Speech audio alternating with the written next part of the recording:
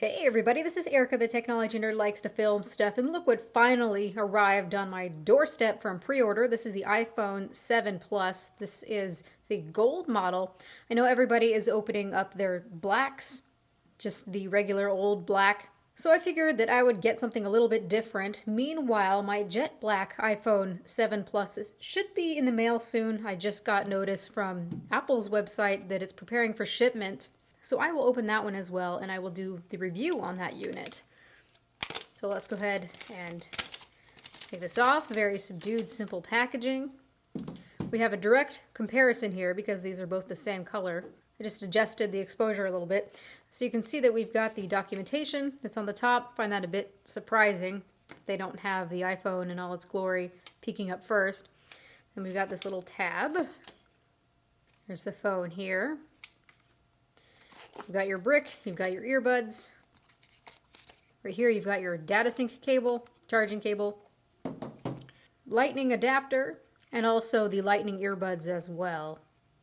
Let's just go ahead and remove this. Ooh, I can hear that static cling feeling. And they always stick to me, always, always. Shoo! Ooh, so there you have the phone. That looks really quite nice. I thought that I wouldn't really like the appearance of this dual camera here, but it's not too bad actually. And I am really liking that the antenna bands are now up here at the top instead of being really disruptive. So here you have side-by-side look at the old gold, which is kind of smudgy, iPhone 6s Plus, and the iPhone 7. To my eyes, they seem to be about the same color. Yeah, I would say that these are the same color, looking very, very similar here. Maybe the font down here where it says iPhone is a little bit thicker. Looking around the phone, things look quite similar. You can see that our volume buttons and also this rocker here are in the same place. Except for now, this is flat. You don't see any indentation like you do on the 6s Plus. Looking at the top, you don't see anything. Looking at the right-hand side, everything seems to be in the same place, antenna bands included. SIM card tray, got our power button. Now at the bottom is where things are looking a little different here. Of course, everyone is seeing that the headphone jack is infamously gone. So you've got a speaker and probably just a microphone down here at the bottom. This is just meant to look uniform, to look nice. And then, of course, the lightning port. On the back, we've got those dual 12 megapixel cameras. One is the telephoto lens, and the other one is just the regular lens. And you've got your dual tone quad LED flash and a microphone. I'm actually quite a big fan of solid state buttons. They worry me less, they provide less anxiety for me. I've really been liking the trackpad so far on my little MacBook. After having things like the Nexus 6P or the OnePlus 3, or any other of those Android phones that have those solid-state buttons, I find the clicky buttons to be so last year. Also looking at you, Samsung. At nighttime, I'd be sitting in bed with my iPhone clicking, clicking, clicking away. And now you have some control over that haptic sound. Let's go ahead and turn this on. So just that haptic engine now, I think I'm really going to enjoy that. I've been hearing that it feels quite weird turning on the display. I'm hearing that the display is actually quite a bit warmer than what we have on the iPhone 6s Plus. So we'll see just how much warmer this looks.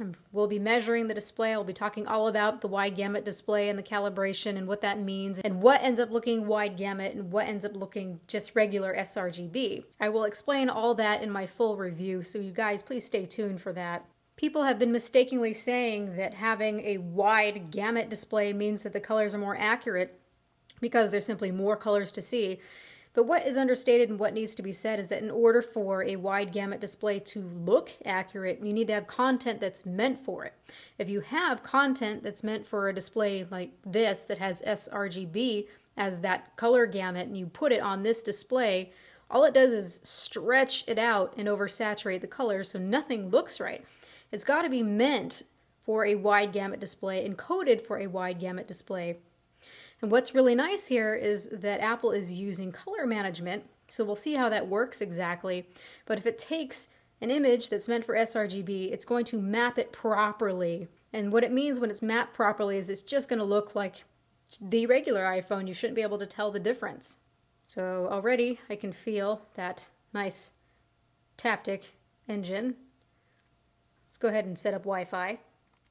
Alright, so I put in the Wi-Fi password, got it set up a little bit, and I can see already that this is a bit cooler, quite a bit cooler than the whites that we have on the iPhone 7.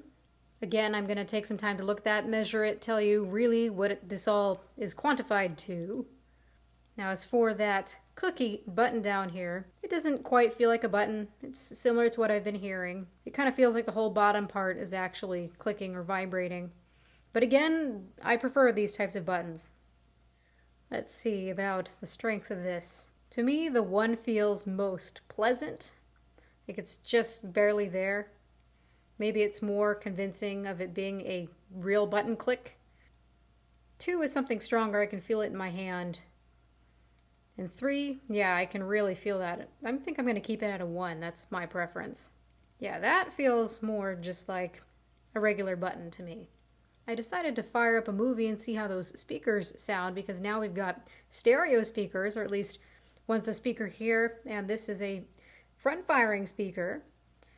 And honestly, it feels a little bit wonky and off balance at first because I can tell the sound's coming from here and then out the bottom. But if you're cupping it like this and you give it some time, your brain seems to adjust to it. It's definitely a lot louder, which is nice.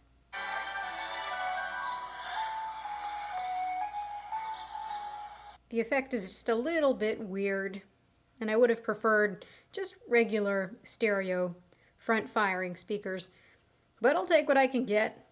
It definitely does feel nice and snappy. You've still got your Force Touch, iOS 10 features. So I'm going to take some time to play around with this, play around with the cameras especially. I want to do some comparisons. I will be more excited, of course, when that new bokeh feature comes out. It's too bad that that did not come out with a release. It kind of feels a little bit rushed to me when software isn't finished. I'd really be curious to hear what your guys' opinions are with this. For me, it's a nice upgrade. I think it's more of a nice upgrade from something like the iPhone 6, but if I have the 6S, I don't really know if I would upgrade unless I'm really needing that water resistancy, which is really great, of course, to have. But I know that most of us were excited for iPhone 8. Getting this, I kind of feel a little bit underwhelmed so far.